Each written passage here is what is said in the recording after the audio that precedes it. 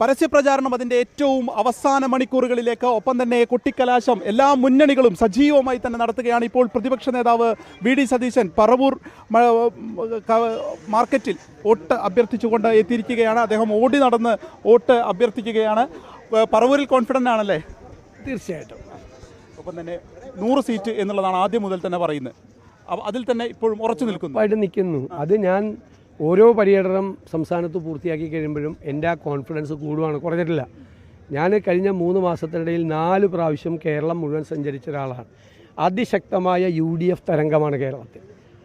ഇപ്പോൾ സർവേകളൊക്കെ പോവും, മാറി സർവേകൾ. പാർലമെൻറ്റ് ഇലക്ഷനിൽ ഏതൊക്കെ സർവേ പറഞ്ഞു? കെ സുധാകരൻ തോക്കുമെന്ന് പറഞ്ഞു 1 ലക്ഷം വോട്ടിന് ജയിച്ചു. ഷാഫി പറമ്പിൽ തോക്കുമെന്ന് പറഞ്ഞു 1.25 ലക്ഷം വോട്ടിന് ജയിച്ചു. VK ശ്രീകണ്ഠൻ 3-ാം സ്ഥാനത്ത് പോകുന്നു 85,000 വോട്ടിന് ജയിച്ചു. അതുപോലെ തന്നെ ഒരു വലിയ തരംഗം UDFന് അനുകൂലമായിട്ടുണ്ട്. അത് 100 സീറ്റ് ക്രോസ് ചെയ്യും. ഈ തെരഞ്ഞെടുപ്പിൻ്റെ ഫലം തീരുമാനിക്കുന്നത് എന്തായിരിക്കും? ഈ തെരഞ്ഞെടുപ്പിൻ്റെ സർക്കാരിനെതിരായിട്ടുള്ള ജനങ്ങളുടെ അതിശക്തമായ പ്രതിഷേധം മടുത്തു, വെറുപ്പായി. ഇനി 3ാമത് ഇവർ വന്നാൽ കേരളം ഉണ്ടാകില്ല എന്നുള്ള ബോധ്യം വന്നു. 2ാമത്തെ പോയിൻ്റ്, UDF വന്നാൽ ഇവർ പരാജയപ്പെട്ട സ്ഥലത്ത് ഒരുപാട് കാര്യങ്ങൾ ചെയ്യാൻ UDFന് കഴിയും എന്നുള്ളൊരു ബോധ്യം ജനങ്ങൾക്കുണ്ട്. UDFനൊരു വിശ്വാസ്യത ഉണ്ടായിട്ടുണ്ട്. ഈ സ്ഥാനാർത്ഥികളെയൊക്കെ തീരുമാനിക്കുന്ന സമയത്തുണ്ടായിട്ടുള്ള ഒരു കൺഫ്യൂഷൻ, അല്ലെങ്കിൽ വയനാട് പുനരധിവാസം, അത് ഏതെങ്കിലും രീതിയിൽ തിരിച്ചടിക്കുണ്ടാവും? നിങ്ങളെല്ലാം ഇത് ആവർത്തിച്ച് ചോദിച്ചുകൊണ്ടിരിക്കുകയാണ്.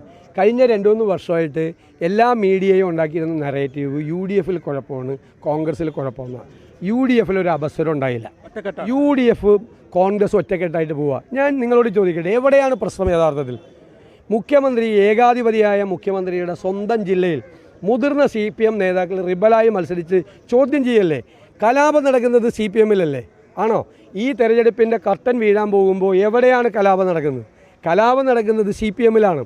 എത്ര പേരാണ് റിബലുകളായിട്ട് മത്സരിക്കുന്നത്? നമുക്ക് EMSൻ്റെ കാലം മുതലുള്ള രാഷ്ട്രീയം അറിയാമല്ല. കേരളത്തിലെ ഏതെങ്കിലും കാലത്ത് ഇത്രയും റിബലുകൾ, പാർട്ടിയിൽ ഇത്രയും അന്തഛിദ്രം ഉണ്ടായ ഒരു കാലം ഉണ്ടായിട്ടുണ്ടോ? നിങ്ങളിപ്പോഴും വന്നിട്ട് കോൺഗ്രസിൻ്റെ അകത്ത് എന്താണ്, മറ്റേ UDFൻ്റെ അകത്ത് എന്താണ്? നിങ്ങൾ CPM പോയി അന്വേഷിക്കുക. CPM തകരുകയാണ്. CPMൽ മുഖ്യമന്ത്രിയെ ചോദ്യം ചെയ്യുകയാണ്. ഇപ്പോൾ പുറത്തു വന്നിരിക്കുന്ന റിബലുകളുടെ പുറകിൽ മുതിർന്ന CPM നേതാക്കളാണുള്ളത്. ഈ പ്രോഗ്രസ് കാർഡിനെ സംബന്ധിച്ചിട്ട് എന്താണ് പറയാനുള്ളത്? ബെസ്റ്റ് 1600 രൂപ പെൻഷൻ 2500 രൂപയാക്കാമെന്ന് പറഞ്ഞ് 2021 ആളുകളെ മുഴുവൻ പറ്റിച്ച് വോട്ട് മേടിച്ചു. എന്നിട്ട് അതാക്കിയില്ല. അപ്പോൾ പ്രോഗ്രസ് ആണല്ലോ. 250 രൂപ റബ്ബറിന് വർദ്ധിപ്പിക്കാമെന്ന് പറഞ്ഞിട്ട് ആക്കി കൊടുത്തില്ല. നെല്ല് സംഭരണം നന്നായി നടന്നിരുന്നതാണ് UDFൻ്റെ കാലത്ത്. അത് പൊളിച്ചടുക്കി, അത് ക്ലിയറായല്ലോ. എന്നിട്ട് ഉമ്മൻചാണ്ടി കൊണ്ടുവന്ന് വിഴിഞ്ഞം കൊണ്ടുവന്നെന്ന് പറയുക. നാണോ ഇല്ലല്ലോ. അന്ന് റിയൽ എസ്റ്റേറ്റ് ആണെന്ന് പറഞ്ഞ ആളാണ് പിണറായി, കടൽ കൊള്ളയാണെന്ന് പറഞ്ഞ ആളാണ് പിണറായി വിജയൻ. 8 കാലി മമ്മൂഞ്ഞിനെ പോലെ ഇപ്പോൾ വിഴിഞ്ഞത്തിൻ്റെ ക്രെഡിറ്റ് എടുക്കാൻ നോക്കുക. ഞങ്ങൾ മെട്രോ കൊണ്ടുവന്ന് പൂർത്തിയാക്കി. ഇവരെന്താ പറഞ്ഞത്? ഞങ്ങൾ കോഴിക്കോടും തിരുവനന്തപുരത്തും മെട്രോ കൊണ്ടുവരുമെന്ന് പറയും. 10 കൊല്ലമായിട്ട് ഒരു പ്രോജക്റ്റ് റിപ്പോർട്ട് ഉണ്ടാക്കാൻ പറ്റിയ ഒരു പ്രോജക്റ്റ് റിപ്പോർട്ട് ഇവരുണ്ടാക്കിയ തന്നെത്താൻ തുടങ്ങി തന്നെത്താൻ തീർത്ത ഒരു പ്രോജക്റ്റ് പറ. വീടുണ്ടാക്കിയെന്ന് പറയും 5 ലക്ഷം, 4.5 ലക്ഷം വീടുണ്ടാക്കിയത് 10 കൊല്ലം കൊണ്ട്. ഉമ്മൻചാണ്ടിയുടെ സർക്കാർ 5 കൊല്ലം കൊണ്ട് 5 ലക്ഷം വീടുണ്ടാക്കി. 443 + 50 അല്ലെന്നേ. അതിൻ്റെ അകത്ത് എന്തുണ്ടായിട്ടാണ്? ഒന്നുമില്ലല്ലോ. എന്താ ചെയ്തിരിക്കുന്നത്?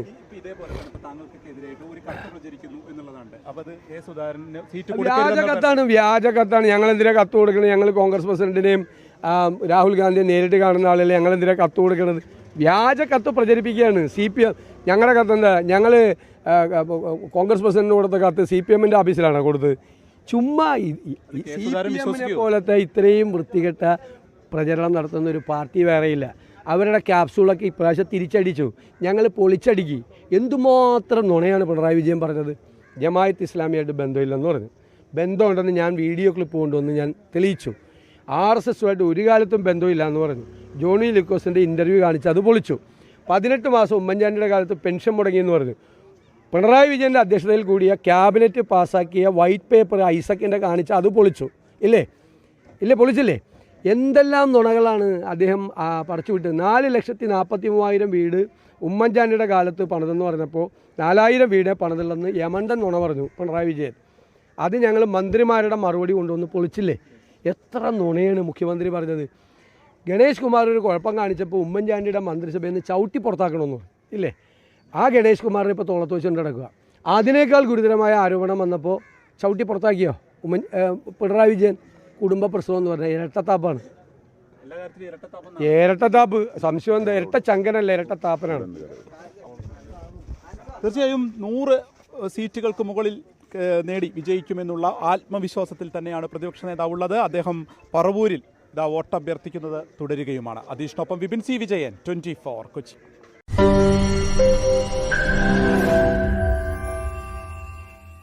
ലോകത്തെവിടെയായാലും ഏത് സമയത്തും 24 വാർത്തകളും ഓഗ്മെന്റഡ് റിയാലിറ്റി പാക്കേജുകളും എക്സ്പ്ലെയിനറുകളും വിശദമായി കാണാൻ ഞങ്ങളുടെ യൂട്യൂബ് ചാനൽ നിങ്ങൾക്ക് സബ്സ്ക്രൈബ് ചെയ്യാം.